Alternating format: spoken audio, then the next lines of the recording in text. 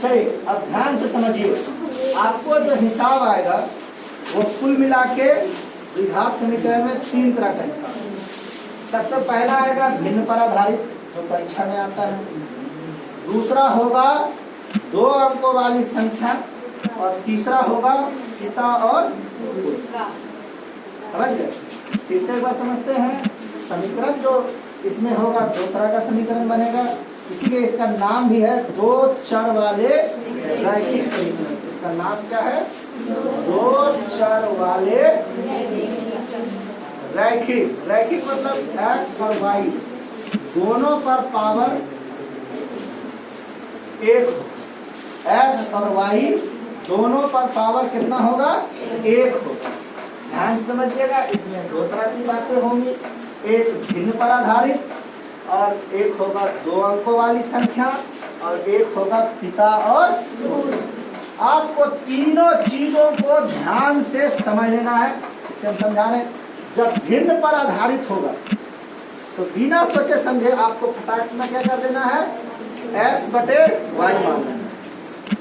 अगर वो ऊपर वाले को क्या बोला जाता है? अंश, और नीचे वाले को क्या बोला जाता है? तो अंश को न्यूमरेटर बोला जाता है और हर को डिनोमिनेटर बोला जाता है। तो जब भी वो बोलेगा अंश में जोड़ देना है तो किसमें जोड़ेंगे? ऊपर वाले या नीचे वाले? और अगर हर में कहेगा ये घटाना है या ये जोड़ना है, तो इस तरह से सवाल आपको बोला जाएगा कि जो भी है भिन्न उसमें आप हर में 5 घटाने पर वो 9/7 हो जाता है, 6/5 हो जाता है, या जो भी बोलेगा आपको जहां घटाने बोला, हर में बोला तो हर में घटाइए, अंश में बोलेगा तो, और फिर उसको इस तरह से बटे के रूप में लिखिए। क्रॉस मल्टीप्लिकेशन होगा, इधर वाला इधर जाएगा, इधर वाला इधर जाएगा।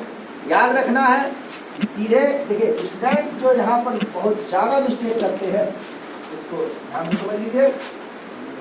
यहाँ पर जो प्राय जो स्टूडेंट सबसे ज्यादा मिस्टेक करते हैं, जैसे मान लीजिए यहाँ पर लिख दिया x और यहाँ लिख दिया y, कहेगा हर में 5 घटाने पर, ध्यान से समझिएगा, हर में 5 घटाने पर वो 3/7 हो जाता है। तो कैसे समीकरण बनाएंगे बताइए?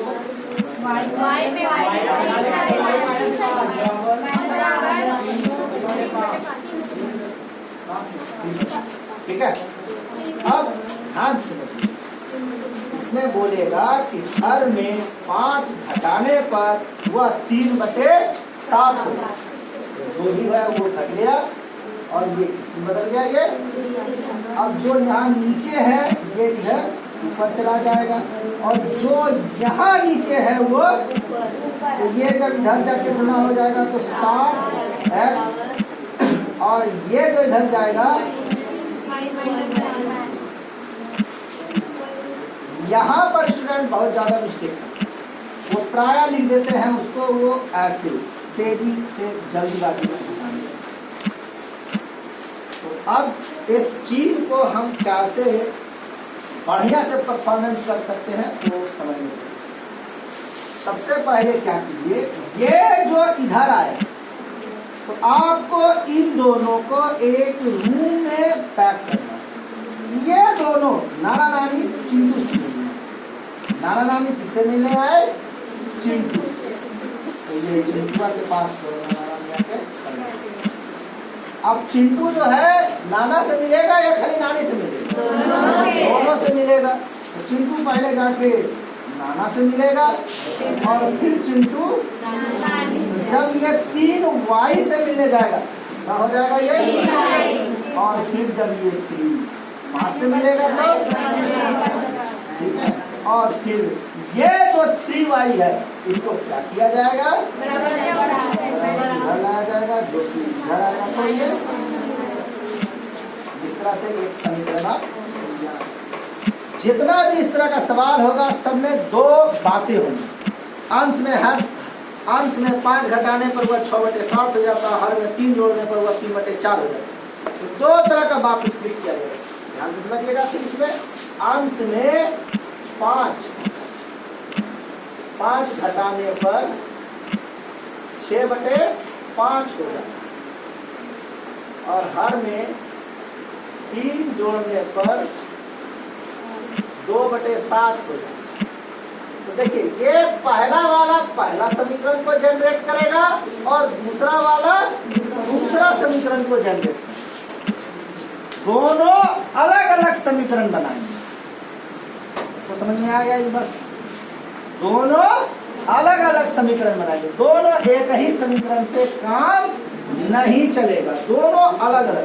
ये जो और शब्द जो होता है या तथा एवं, यहाँ से आपको उसको अलग करें।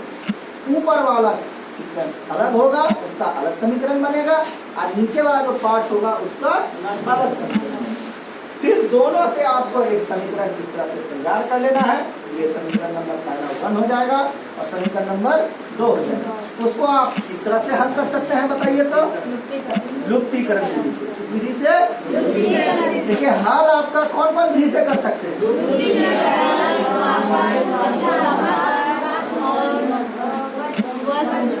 ठीक है, सब विधि से हल हो सकता है, लेकिन हम लोग मेन रूप से किससे हल करेंगे। लुप्तीकरण से। उस पर ज्यादा जल्दी और परफेक्टली हिसाब से किसी को कोई डाउट उसको समझने में, सबको समझ में आ गया ये। तो लुप्तीकरण पर इसको 2 तरह से बातों को स्प्लिट किया जाएगा। एक तो ऊपर का ऊपर समीकरण और नीचे का नीचे। अब इसके बाद समझ गए इस बात को, हल करेंगे तो दोनों का अलग अलग आंसर। याद रखना है जो परीक्षा में सबसे बड़ा चीज होता है कि जो x और y का वैल्यू है वो हमेशा क्या अंक है, ऐसा नहीं कि 22/7, ऐसा नहीं होता। ठीक है, 4/5, 6/7, ऊपर एक अंक नीचे, ऐसे ही मानो 20, 22, 25, 24 ऐसा आंसर नहीं। ठीक है, समझ गए इस बात। चलिए अगला, अब आगे आता है 2 अंकों वाली संख्या। तो अंक कहाँ से कहाँ तक गिना जाता है। 0 से 9 तक। ये अलग बात है कि जब हम 1 अंकों वाली संख्या लिखते हैं तो वो 0 से ही स्टार्ट होता है और 1 अंक खत्म ही कितना पर होता है, 9 पर। इसीलिए हम लोग प्राय इस चीज में फंस जाते हैं कि संख्या है या ये अंक है। याद रखिएगा 175 कौन कौन सा अंक से बना हुआ है। 175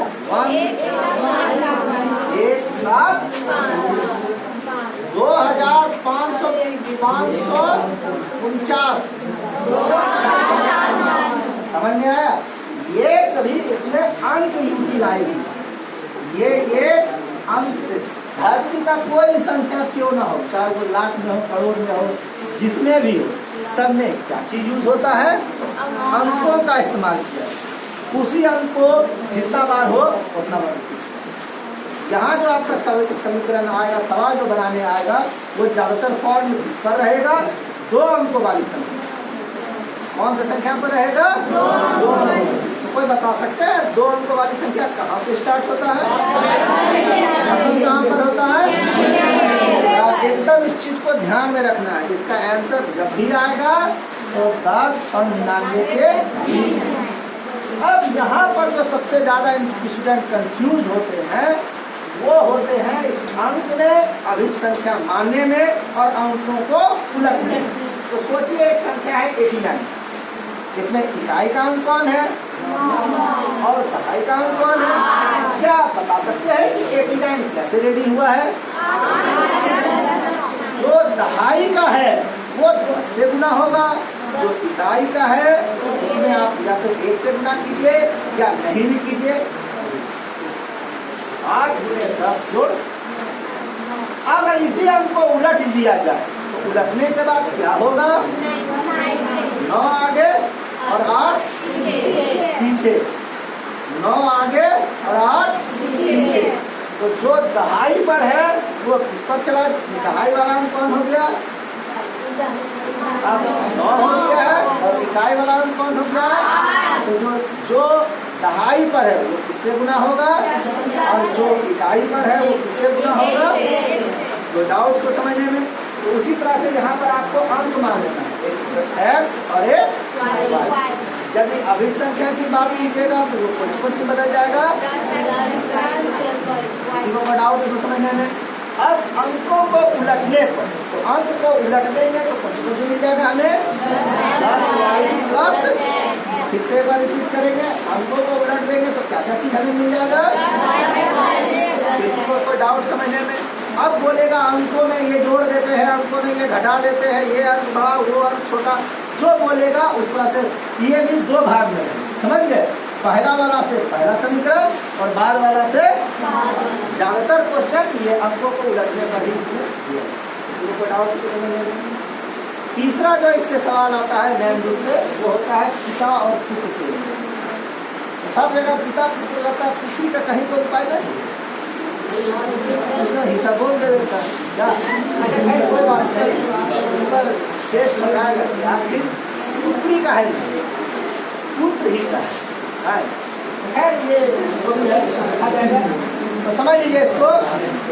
स्टार्ट हो गया, पूछा अब पिता और पुत्र की बात हो रही है, ध्यान से समझिए। पिता की उम्र कितना मान लिया जाएगा, आप पुत्र की उम्र कितना मान लिया जाएगा, फिर से एक बार रिपीट कर रहे हैं, पिता की उम्र कितना मान लिया जाएगा और पुत्र की उम्र। तो आपको जो सवाल बनाना है ध्यान से समझिए, बोलेगा आज से 15 साल बाद पुत्र की उम्र की 3 गुनी हो जाए, तो इसी तरह से रहेगा। दूसरा ये भी दिया रहेगा कि पिता की उम्र पुत्र से 5 साल बड़ी है, 6 साल बड़ी है, जो भी बोलेगा 2 पार्ट में रहेगा। पहला वाला से कौन सा समीकरण बनेगा, पहला वाला, और दूसरा वाला से कौन सा समीकरण बनेगा, सीधे लिखेंगे इधर पिता इधर, आप बीच में क्या का चिन्ह डाल देंगे, ठीक है। तो आज से कितना साल बाद का बात हो रहा है, 15 साल की। तो 15 साल कैसे निकालेंगे, इधर पिता वाला उम्र हो चाहिए, पुत्र वाला, बताइए इसको सामान्यकरण को कैसे रेडी करेंगे,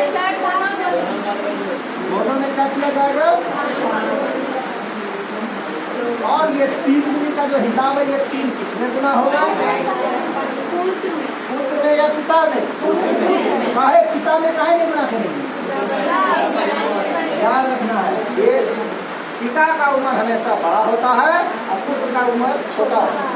छोटा में गुना करेगा तब ना बड़का के बराबर होगा, अगर बड़का में ही और गुना कर दीजिएगा तो और क्या हो जाएगा, बड़ा हो जाएगा, जिससे आपका हिसाब कभी भी नहीं बनेगा। आपको समझ में आ गया ये पूरा चीज। इसके बाद और जो जो कुछ विशेष चीज आएगा उसको सीखने जाएंगे।